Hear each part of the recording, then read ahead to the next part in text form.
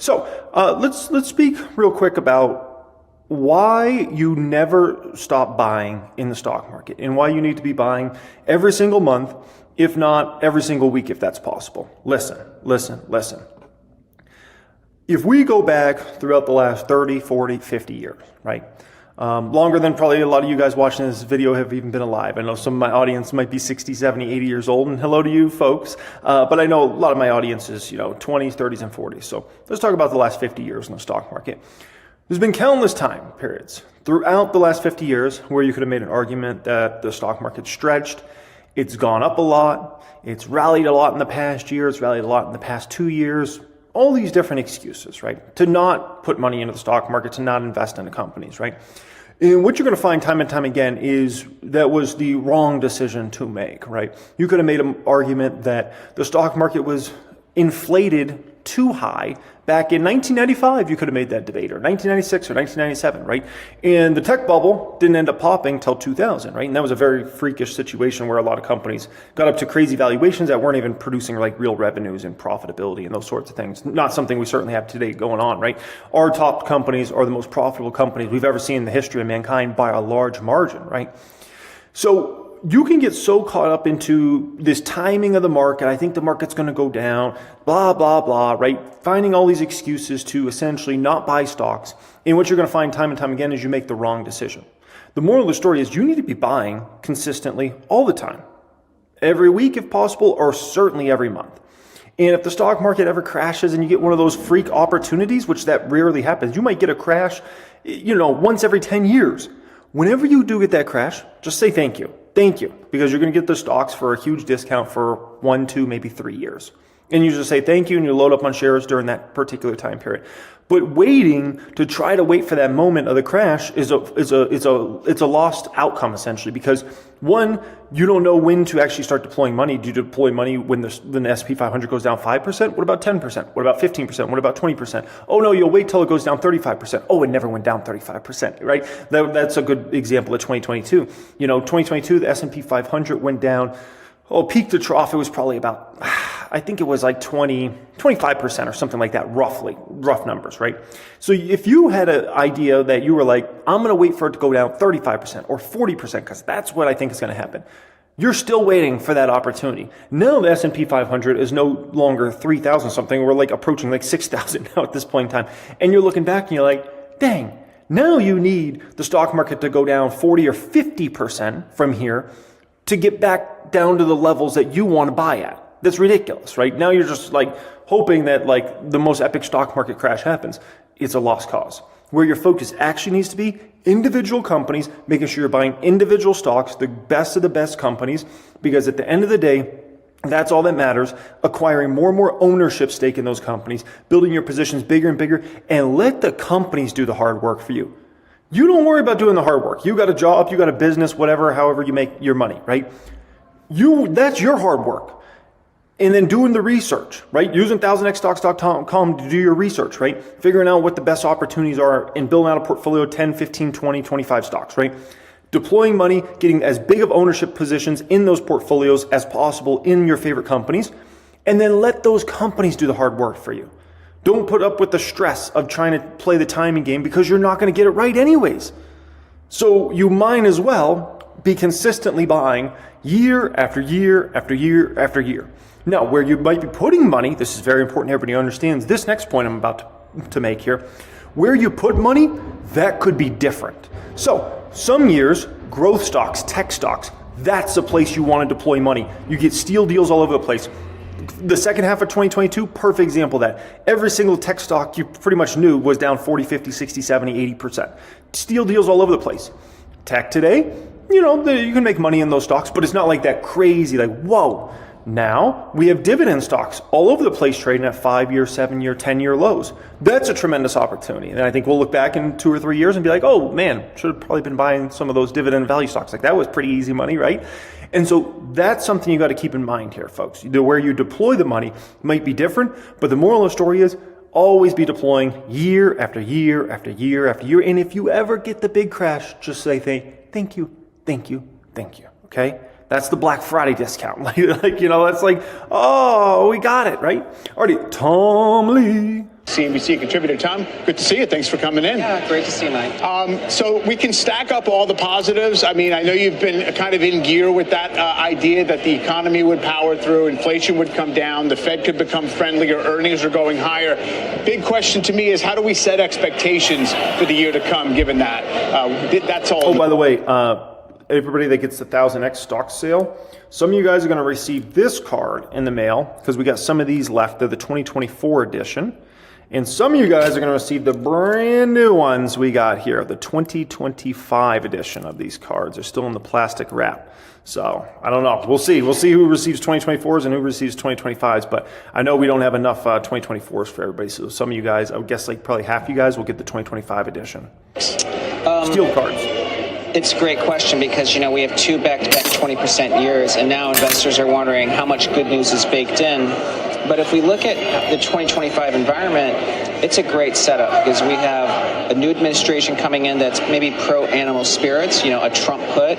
We have a dovish Fed, and as you're pointing out, interest rates are kind of calming down after rising. And we know there's still $7 trillion of cash on the sidelines, and I think sentiment's coming back into check. You mentioned that before with the AAII numbers. So I think it's a good setup for investors. I wouldn't be too worried about the next 12 months. So don't be too worried. I mean, it seems as if there are all these supportive factors. And when you mentioned the 20% up years in a row, history says actually, you know, the following year is up more often than not as well. What do you mean, do you think, specifically by the new administration being pro-animal spirits? First of all, it's true. Yeah. You've kind of seen it at work. It seems to pull in that direction. But are there specifics that the market is fixated on that it's going to drive that dynamic? Yes, I think that the market's trying to figure out exactly how this animal spirits plays out in markets. But I would say we've got a Treasury Secretary that equity markets approve of. We do know that the last Trump presidency cared very much about what stock prices do, and Jeremy Siegel said this is the most stock market focused president ever. The Professor Jeremy Siegel. I think that the uncertainty is around trade and the potential risks around tariffs, but we'll have to see. I mean, that's something markets are going to have to deal with it from an uncertainty perspective. It's interesting to me that, you know, the way the market has behaved in the last several weeks, but even going into the election, was we need to own more cyclicals. We need to own more financial stocks. We're going to reprice this market for maybe a growth acceleration even, or at least maintaining above trend growth. Meanwhile, though, we're only a couple months removed from a pretty big growth scare. Job growth has kind of slowed to a point. The housing market seems pretty locked up. It's kind of interesting how the sentiment has kind of jumped ahead. Is the economic numbers positioned to actually validate that view? Markets tend to be forward-looking, so I would expect this. I know there has been a recession in durable goods and in housing and auto sales, principally because of high rates, which have made affordability an issue. That's really on the come next year. I mean, I think the spread of 10 years and mortgages should come down, and the 10-year hopefully behaves. And I think if there's more confidence and more supply, I think housing actually could lead this recovery. I mean, I think that's why home builders actually started to act better this week as well. Yes, they seem very sensitive, too, to yields, sort of halting their rise. Yeah, but hold your horses for just a moment. Hold your horses. Listen. There's a danger point in this market, and that is, in my opinion, housing. I'm seeing housing pile up. And specifically, though, I'm talking over $750,000 price point, and especially once you go over $1 million. So I look at somebody like a Toll. I do not think they're well positioned for 2025, 2026. I could be wrong on that, but I don't think they're positioned well. I'm seeing way too much inventory pile up in the biggest markets that matter the most, and I don't think that bodes well for the home builders, essentially, right? So that's something to keep in mind, because for the most part, a lot of luxury listings were fairly low for a while there. I can't say that now. You have the pickings all over the place. If I look at my city, like the Ridges has plenty of homes available, Red Rock Country Club, Anthem Country Club, Seven Hills, McDonald Highlands, you got your pick. Wherever you want, all the exclusive communities, I'm telling you, there's a lot of homes. You can go to Askaya. There's so many homes available. It's ridiculous, okay? So I don't think that bodes well for Toll Brothers in terms of new home order numbers for next year. And it's not just Vegas. I'm looking across the entire United States, and I'm telling you, especially in the higher brackets, if you're selling homes under 500,000, I don't think that's really a danger spot because those homes are still kind of needed in the marketplace. That could be a problem down the road, but not in the short term. But those higher end homes, good luck. Good luck. As well. I guess the question is, if we believe it's still a supportive environment, then pretty much all the things you can identify would suggest you shouldn't be too worried about next year. The second question is something like the S&P 500 the best vehicle to capitalize on that? I think investors are still trying to figure this out. We did a survey with our institutional investors and our RIA clients last week. The majority of institutional investors don't think FANG is the leading trade. They're actually betting on cyclicals. But if you look at the RIA world, the majority are betting on FANG. So I think the market is still undecided whether to be long the Mag 7 or the cyclicals. I'm inclined to be more cyclical and bet even on small caps having a very big year next year. Yeah, so what you could see play out in regards to the whole financial market cycle here, okay, because you got to understand how these cycles work, is what we can see play out is still stock market does well, right? People want to funnel money into stocks, like stocks are doing very well. Russell 2000 continues to catch a bid and maybe goes to 3,000, something like that, right? So there's a lot of excitement there. Then eventually you start kind of, topping out and the momentum kind of slows down. Now, let's say simultaneously real estate prices keep going down, and let's say they go down in 2025. Then you could have people, let's say 2026 or more in 2027, start to look at real estate then at that point in time and say, you know what? Real estate prices are kind of getting interesting, especially if you have mortgage rates continue to come down. So then people start to say, you know what? I'm going to focus a little bit more of my money on buying a real estate investment property or a new home for myself, things like that, right? So you could see the stock market still being the play in 25, maybe into 2026, but then kind of a flatlining after that for a few years. And then people start to look at real estate, right? And then you start catching a bid on real estate properties and things like that. So that's definitely, and even myself, that's something I look at. Like, I'm still very, very focused on buying stocks here. A year from now, like let's say the stock market rallies big again next year, right? 2025. I think at that point in time, then I'll start looking a little bit more in 2026 toward real estate, especially if I see prices declining, and especially for homes that are, let's call it over 750,000, over $1 million in some of the better areas and communities. Then I'll start looking at real estate. So that's definitely something that could play out here. So a little food for thought there. Hey, it's Jeremy. I hope you really enjoyed that clip here today. Would you like the ability to understand how to do your own research and not just rely on others to tell you which stock to buy? Would you like to have confidence in yourself when it comes to making your own investment decisions out there?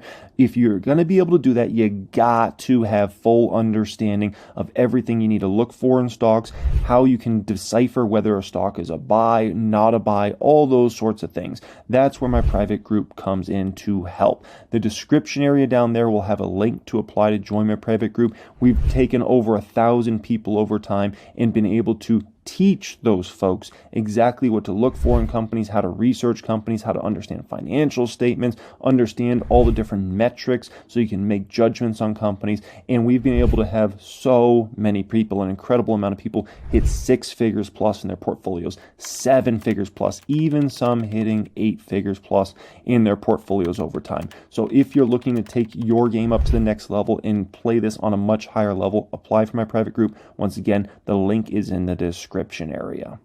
Alrighty, let's react to some videos. Contributor, it's good to see you, Tom. I want to talk to you about the bonds 10-year at some point, but you see 4 reasons why you still expect the S&P to continue to rally in December and maybe to 6,300 by year end. What are the 4 reasons? Well, one is seasonality. December historically is a strong month, but when you're up more than 10% in the first half and it's an election year, December's been up 100% of the time. The second is yields have moved down to pre-election levels. The 10-year's at 4.1. That's good for multiple expansion. The third is, I think it's been surprising, but sentiment's actually turned negative the last 2 weeks, even as the markets rallied. To me, that's a contrarian bullish signal. And then finally, we still have those 2 puts, the Trump put and the Fed put. And I think that means you still want to buy any of these dips. What can Trump do to make sure the market keeps going up? Well, I think we've seen it with how he's made cabinet proposal or nominations, that he's very pro-business. And I think, as many have said, Trump is very focused on the stock market. So I think communication is still a strategy, and it's a reminder that animal spirits could come back. I don't know if you watch the way the financial, say this tactfully, I don't know if you watch the way the financial media industry covers tariffs. I mean, how can you call him pro-business, according to these people, when he's pro-tariffs? Because you would just think, if you watch the coverage of tariffs. Yeah, I mean, to me, it's a reminder that it's good to carry a big stick, and I think tariffs have proven to be a good negotiating tool. I think we've seen some proactive actions by other countries. And in general, I don't think the new White House wants to pursue any policies that would hurt corporate profits. So I think ultimately, whatever is accomplished is going to be pro-business. That's interesting. All right, I hope everybody's listening. At least that's one man's opinion. Whenever we talk about like the 10-year. So the reason tariffs haven't freaked out the market yet, and I think it's very important everybody understands this, is Trump's not in office. He's not in office. He's not the president right now. When Trump starts actually doing tariffs and starts laying down potential tariffs and he's in office, whole different ballgame. The way the market looks at it right now is they say he's not in office. He's just talking tough so he can get things in position. So when he is in office shortly here, he's already got some negotiation leverage in regards to dealing with other countries, right? And dealing with trade. But it gets much more serious when he is in office, because then the market starts looking at it like, oh, wait, he's actually going to do this. Oh, how is this going to affect this company versus this industry and all those sorts of things. So that's a moment it will start to freak out the market, and you start to see some panic in the market here and there when you get some of those announcements. And obviously, I was investing in during Trump's first presidency, and I remember there's many times that all of a sudden the market would be down huge because this tariff got announced, or Trump said he was going to do this or do that, right? And the market gets real freaked out. But when the guy's not in office, like, what are you going to be scared of? Like, it's just tough talk for now. But when you're actually in office and you can maybe do things, that's when it gets serious. It's always it'd be good this way, but it would be bad this way. If it is falling, which is good for multiple expanding, why isn't that indicating that maybe the economy isn't as strong as we thought, and that maybe corporate profits won't hold up there, and of the multiple expansion on one hand, but sometimes that's combined with a slowing in profit growth? It is a possibility, and it's always hard to tell what the bond market is telling us. But when I look at the next 6 to 12 months, and we know the Fed wants to reduce the cost of capital for homeowners in mortgages and for small business owners, having the 10-year stay at these levels or even fall is actually an easing of financial conditions. So to me, that's a good sign. Do you think that trying to this Elon Musk, Vivek Ramaswamy thing, do you think it's that they can make real progress, and B, would that be a positive for economic growth, or would it be a negative for economic growth because you're laying people off, you're spending less? Well, I think it's great that someone is scrutinizing these. Bernie Sanders said it was great. Yes, that's right. And, these are That's huge. not good. No, go ahead. Well, I mean, these are huge budget items. And so I'd love to see someone really identify where there could be waste. Mm-hmm. And is that bad for the economy? I think in general, most people view government spending as the least efficient capital. So if you reduce government spending, and it's been crowding out private sector spending, I'd rather see the private sector reinvest that capital, and I think that would overall be very good. You sound like it's a zero-sum game. I mean, a lot of people would take any spending they can get, whether it's government or otherwise, for an economy, for juicing the economy. Yeah, You think it would go into private if it's not spent by the government? Yes, that's right. I think that would free up money, because this is, money, capital that the government spends is competing with private sector money. I'd rather see the private sector invest this money at a higher rate of return. So I think overall it'd be positive for GDP and profits and for equities.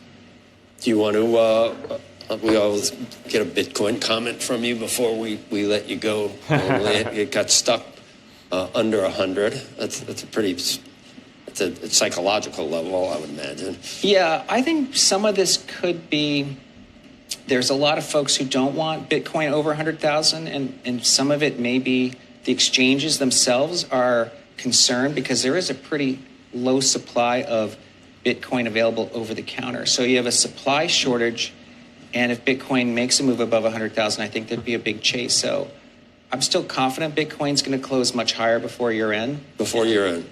Before year end, yeah. So break $100,000 before the end of the year? Yeah, well above 100,000 before year end. It's just a matter of time. It's December 2nd. It's not that long, Tom. So it's going to do it in the next 4 weeks. Tom makes bold short-term I know, calls. you're nuts, and they all come, usually they come true. You're on a roll. All right, Tom Lee, thank you. Wait just a moment. Hold your dang horses. What are we talking about here? Like, this isn't a crazy prediction at all. Bitcoin 100,000? Like, I wouldn't be surprised at all. I wouldn't be surprised remotely at all. Like, for Bitcoin to climb 5,000 from here, that could happen in a snap of fingers. Like, it's Bitcoin. Like, are you kidding me? Have you ever tracked Bitcoin before? It's ridiculous. The moves up and down are extremely strong. Additionally, you have a lot of positive momentum in the market. You have Santa Claus rally going on, right? You have, obviously, Trump getting in office here in a little over a month, and he's seen as pro-Bitcoin and pro-crypto. So, like, I'm just like amazed that would even be seen as like a controversial like call. Like, of the calls Tom Lee makes, I think that's actually pretty basic. Hey, it's Jeremy. I hope you really enjoyed that clip here today. Would you like the ability to understand how to do your own research and not just rely on others to tell you which stock to buy? Would you like to have confidence in yourself when it comes to making your own investment decisions out there? If you're going to be able to do that, you got to have full understanding of everything you need to look for in stocks, how you can decipher whether a stock is a buy, not a buy, all those sorts of things. That's where my private group comes in to help. The description area down there will have a link to apply to join my private group. We've taken over 1,000 people over time and been able to teach those folks exactly what to look for in companies, how to research companies, how to understand financial statements, understand all the different metrics so you can make judgments on companies. And we've been able to have so many people, an incredible amount of people, hit 6 figures plus in their portfolios, 7 figures plus, even some hitting 8 figures plus in their portfolios over time. So if you're looking to take your game up to the next level and play this on a much higher level, apply for my private group. Once again, the link is in the description area. All right, let's get into this one. Highs, but he's warning the everything rally might not continue if we have structurally higher inflation because of some generational shifts going on. Joining me is Aaron Dunn. He's the co-head of value equity at Morgan Stanley Investment Management, and I appreciate coming back on set as well, Aaron. Welcome to you, and let's just pick off where we were just finishing. So you also believe that we're going to have kind of stubbornly high inflation, don't you? Yeah, I actually agree with Steve and Drew there. I think, but we've been talking about this for a couple of years now, really coming out of the pandemic, was you had this generational shift of sort of aging of the employment base, right? And you have, we all realize that. So then you also have a lower number of people coming into the workforce. So really what that drives is a lower labor force pull, and it's going to drive up wage inflation over time. And that's what we've seen, but we've been talking about that for a while. We also think that you're in a sort of the middle innings of a commodity cycle here. So there's a lot of reasons that we've felt like you're going to see inflation be a lot stickier. We've been talking about it on a multi-year basis. Drew was alluding to that as well. Yeah. We would actually agree with that. And again, we think 2025 is going to be very similar to 2024 with a lot of speculation of what the Fed does with rates, especially with the backup in rates we've seen. Well, I hope today. 2025 is similar to 2024, because what do we have this year, like a 26% S&P? Maybe it's not quite that high. But what do you think the market implications of this are? So since the election, I think we've seen a 3-4% increase in the market. We're pushing all-time highs. Valuation is not going to be a tailwind next year, right? So you look at earnings growth next year, the makeup of that is largely, if you look at sort of consensus numbers, low double digit, right? So let's call it 10 to 12% of earnings growth next year. The makeup's very different because the makeup is more cyclical in nature. Prior to, in 2024 and before, it was more big tech, absolutely, right? The and Mag so 7. You do have a different makeup of that. If that doesn't happen, if there's not an economic sort of recovery, I do think you have a risk of that earnings growth number for next year. The other thing we'd really point to is the consensus bullishness that's out there. Yeah. We think people are fully invested. If you look at strategists that entered 24 very bearish, everyone has been completely sucked into being bullish. If you look at the average of sort of the targets for a year end in the S&P, you have upside of, low double digit, right? So when you have such a one-sided trade, in our opinion, and a one-sided positioning in the market, it really worries us heading into next year. So yes and no. People can say this, they can say that, they can say, oh, I'm so bullish, blah, blah, blah, right? Talk is cheap. Where's the money at? I mean, we're sitting on what? What is it over there? $7 trillion roughly in money market funds. Savings accounts, CD accounts are loaded with money. If you're really, like full bull mode, like everybody's going insane, stock market to the moon, like why would people be camping out trillions and trillions of dollars in savings accounts, CD accounts, those sorts of things? So, once again, this goes into, people say they're bullish, this and that, but then you look at their actions and it's like, are they really that bullish? Are they really continually buying week after week? I don't know. Listen, it's hard for anyone to disagree with that. The only thing I'd say maybe is that it just feels like it keeps going. And you think about the... And by the way, as far as me personally, I buy every single week. Every week. I'm buying in the public account, right? I'm buying in the Patreon portfolio, buying in my private portfolios every week. Every week. Market goes up, market goes down, kangaroo, I don't really care. Like, I'm adding assets of great companies at attractive prices. That's my name of the game. Tailwinds into next year for growth. And it does look like there are some things that are going to be in place to kind of be helpful, but with a lot of headline risk as well. A lot of this comes down to market positioning. So are you doing stock picking? Is this kind of like sector over and under exposure? How are you approaching We're this? very much focused on stock picking. And I think to your point, the one thing we really focus on is risk reward. So yes, the equity market can do well next year. It did very well this year in a similar environment, as you point out, but it's being cognizant of the downside risks. And inevitably, what's going to happen is something no one foresees, right? And you will see a big correction in the market. So we really focus on downside protection through what we look at in companies, which is good returns, an unlevered or lower levered balance sheet, good free cash flow. So we really want to focus on good businesses because that helps us retain the capital and not lose capital for clients in a down market for equities. Yeah, I mean, if you think about it, we're up more than 20% back to back, I think for only the fourth time in the past 100 years and the first time since the 90s. And I'm not sure we've ever been up more than 20% for 3 years in a row. So you'd be going out on a limb to say that we're going to continue the kind of performance that we've seen, not that we expect. So either the best case scenario is almost a mildly positive year. A more likely outcome could be something down. Yes, it very well may be. And that's why we worry about the risk of the downside and sort of. But this is where, if you want to play devil's advocate here, let's play a game. You want to play, we can play, okay? Listen, you hear the way these people are talking, right? Best case scenario, maybe it's a mild up year in 2025, right? Best case scenario, mild up year in 2025. You look at some of the big S&P 500 price targets, they're like, basically like a 10% move for next year, right? Doesn't it not feel like people are a little more on the bearish side going into next year again, right? Where you got some people kind of talking down the market, like, oh, I'm not expecting it to be a good year. If anything, maybe down. And the people that are bullish or like very modestly bullish.